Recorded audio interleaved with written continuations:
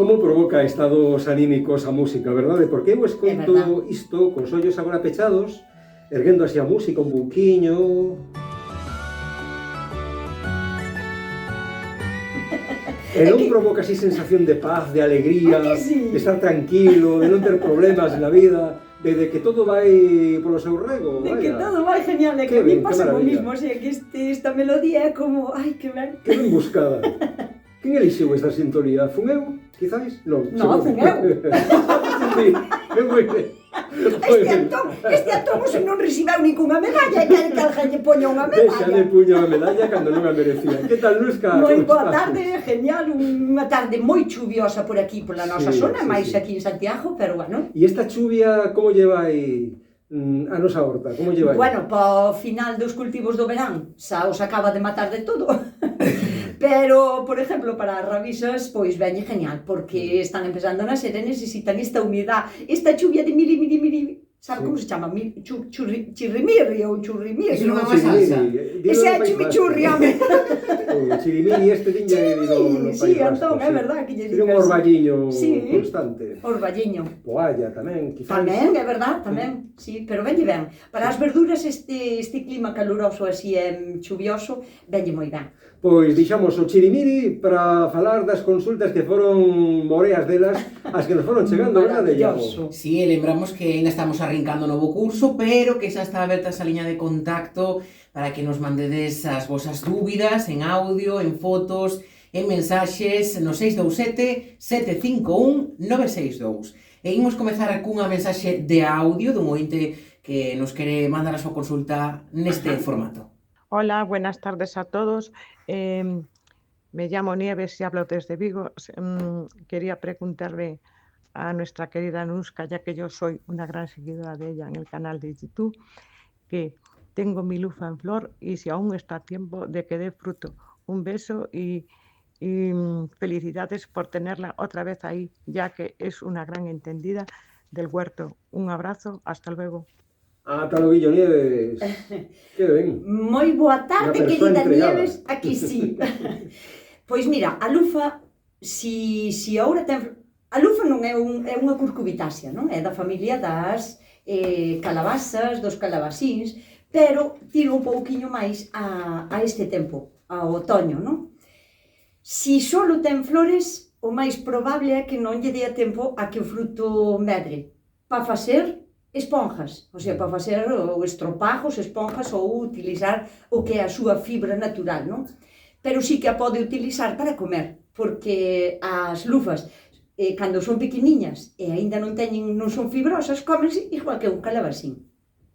Si se ten frutos, vanlle a madurar ben, pero claro, esas novas flores, a esta planta, o noso clima confunde un pouco, porque en canto lle ven un pouquiño o sol, empezan a botar flor, pero claro, é un froito que tarda en madurar ben, che direi, eu que sei, pois desde que a flor cuaja, a flor femia cuaja, pode tardar ben 3 meses en estar o fruto para recoller, ou máis, entón, que ao mellor non lle dá tempo, pero que as consuma, que as coma.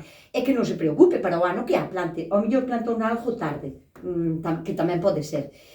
Para o ano, que a plante xa en marzo. Dixo que era de Vigo, non? De Vigo, sí. Pois de Vigo, estando ao lado da ría, non ten problemas cas heladas, nin con invernos moi crudos. Entón, para o ano, que a plante un pouquiño antes. A finales de marzo, xa a plantiña para a terra, ou as sementes, tamén xa para a terra. Tomaches boa nota, Nieves? Sí. Pues veña, que vaya ben. Un saudiño e grazas pola túa consulta. Imos con máis, Iago. Pois por aquí dignos moi boas. Antes de nada, todo o meu agradecemento por retomar estas consultas de horta con Nuska que tanto nos axudan. Son Mercedes da Rocha e gustaríame preguntarlle a Nuska cando hai que empezar a facerlle tratamentos frutais e cal sería o calendario anual de tratamentos que fai ela. A mí resultame moi complicado sacar adiante algún froital, sobre todo os de cuña. Cando hai que empezar a coidar, bueno, un saludo para a querida ointe Mercedes, era, non? Mercedes de Santiago. Pois, a ver, os frutales non hai unha época para empezar a coidalos. Hai nos que coidar todo o ano. Todo o ano, porque é máis cando están enfermos, non? Ela dicía os de cuña que suelen ser os frutales melocotóns, peixejos, o sea, frutas que só teñen unha semente en dentro, que xa sabemos máis ou menos todos, facémonos unha idea de cales son, non?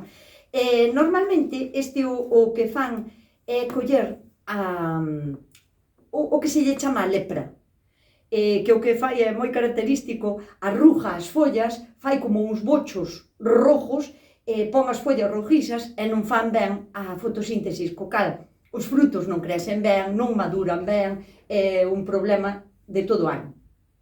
Cando vai a empezar a coidalos?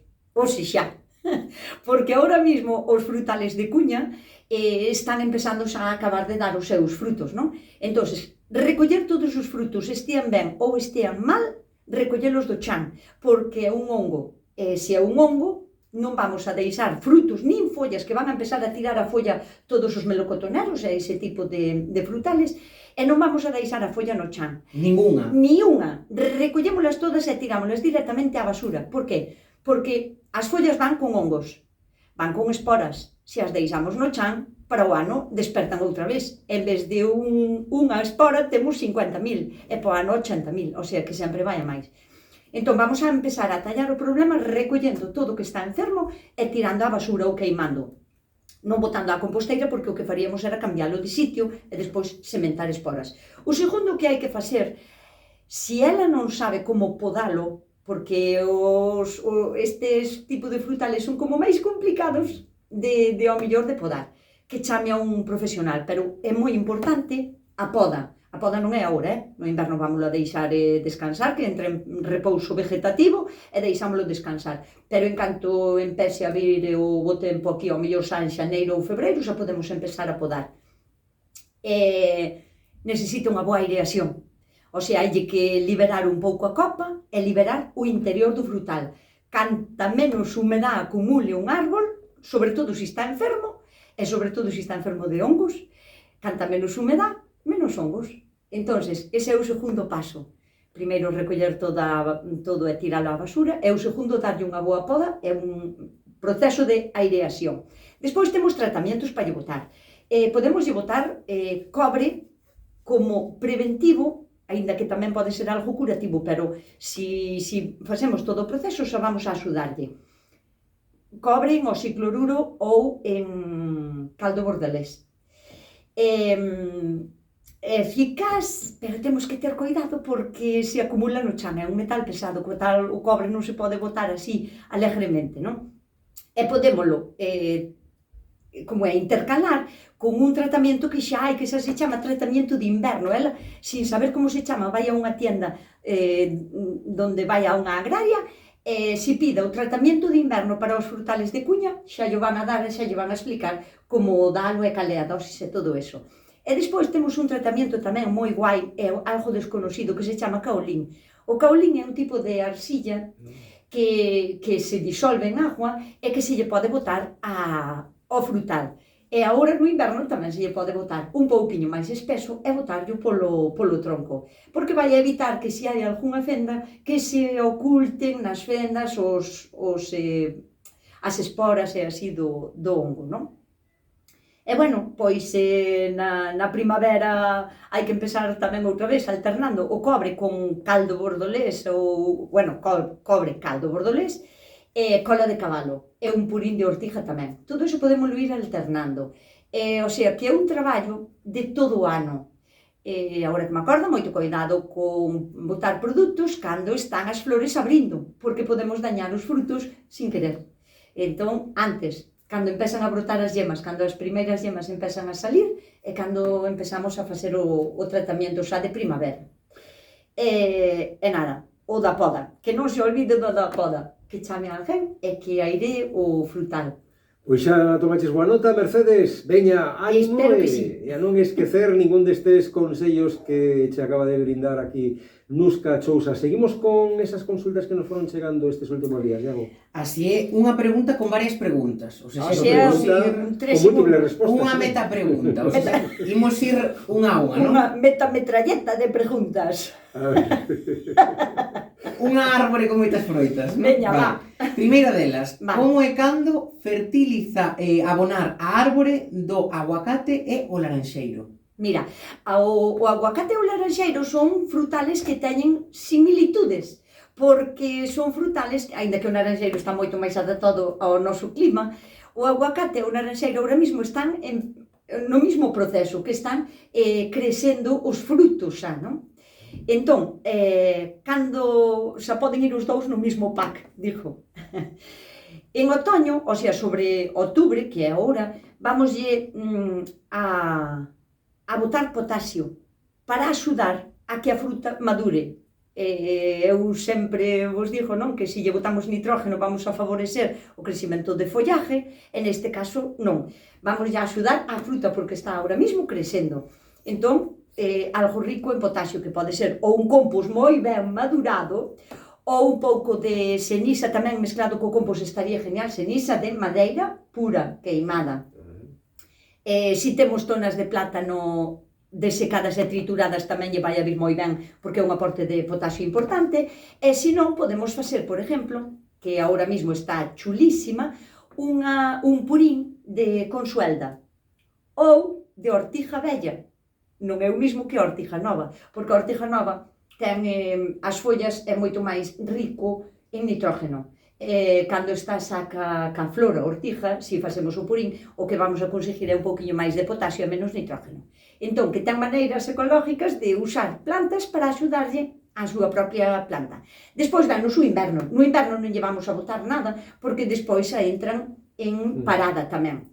E despois, alá en marzo, antes de que empecen os brotes novos de floración a salir, vamos a abonar pois con compost, humus, si temos, que o humus debería de ter todo o mundo na horta, porque non costa nada facelo, fano as miñocas elas solas, con ter a vermicomposteira ali xa está, ou con un tipo de esterco que estea ben madurado tamén, para evitar outro tipo de problemas, non? Ou lixiviados de miñocas tamén. E recordade que cando vamos a fertilizar un frutal ou unha planta, pero un árbol frutal en este caso, non se lle bota xusto no tronco, porque no tronco non ten raíces. Temos que mirar para arriba, ver a copa do árbol e facer, pois, como unhas verticales cara abaixo, porque normalmente as raíces de abaixo abarcan o mismo que abarca a copa de arriba do árbol. Entón, vamos a fertilizar toda esa rotonda, digamos, non, alrededor do árbol, evitando chegarnos ao tronco, porque o tronco non absorbe nada e ali non fai nada os nutrientes. Que máis? Por exemplo, tanto un como outro suelen padecer de falta de ferro, non? Pero ás veces non é porque non haxa no chan, ás veces é porque falta o mellor humedad para que a planta o poda absorber. Pero se nós vemos que no verán nos entra en clorosis os frutales naranxeiro, limoeiro ou mismo o aguacate tamén, clorosis significa que as súas follas, en vez de estar verdes como unha hedra, que é o color propio, empezan a estar un pouquiño amarillentas. Bueno, pois entón hai nos que tratar con un pouquiño de ferro. Hai queletos de ferro que xa están preparados para botarlle, ou podemos botar tamén polvo de pedra, que aquí hai bastantes canteiras, e vou ir pedir ou compralo, que tamén é rico. Chamas así, polvo de pedra. Polvo de pedra, sí. O que pasa é que é de absorción moi lenta, e só podemos botar como moito antes, non hai que esperar nin á primavera, se optamos por esta opción. Por exemplo, o quelato de ferro xa ven como preparado para que sea absorbible pois rapidamente, cun pouco de humedad, e só absorba a planta. No outro caso non, claro, entón é como a máis a largo plazo, non? O purín de ortiga tamén ten moito ferro e moito nitrógeno. Pero ferro sobre todo, pero tanto para as plantas como para nós. Non sei se oístedes algunha vez que as ortigas se poden comer e se poden consumir en infusión, porque nos axudan moito co ferro, sobre todo as mulleres, non? Cando estamos aí ca etapa de que temos a regla e iso, pois necesitamos o aporte de ferro, pois as ortigas é unha boa opción. E para estes casos tamén do aguacate e do limoeiro, pois tamén. Había máis preguntas? Había. Unha multipregunta esta. Había. A segunda delas Ai, é verdad que era múltiple. como evitar os fungos nas follas do rosales, das roseiras? Si, mira, os rosales aquí en Galicia son moi propensos a coller moitos hongos, non? Entonces, o primeiro que dixo eu, sempre fai falta unha boa aireación, non podemos deixar o rosal, por bonito que nos pareza, que deixalo a libre albedrío. Hai que podar o que non sea menos interesante para que haga boa aireación. Canta máis aireación, seca mellor, e canta menos humedad, menos hongos. Entonces, podar as ramas vellas, podar os capullos que non sirven, o sea, temos que ter ben coidadiña. Evitar regar os rosales por aspersión, o sea, coller a mangueira e regar por arriba, pois tampouco, porque estamos favorecendo humedades, non? Entonces, sempre regar polo chan. Dirán moita xente que me di, pero no inverno cando chove, chovelle por riba, é verdad? Pero no inverno cando chove as temperaturas son máis baixas e non está brillando o sol, non? Que é o caso que se dá cando regamos nós ca manqueira ou por aspersión. Porque hai sol, hai calor e hai humedad, que é o que queren os hongos. Se no inverno está chovendo, pois non se dan as condicións tan favorables, non?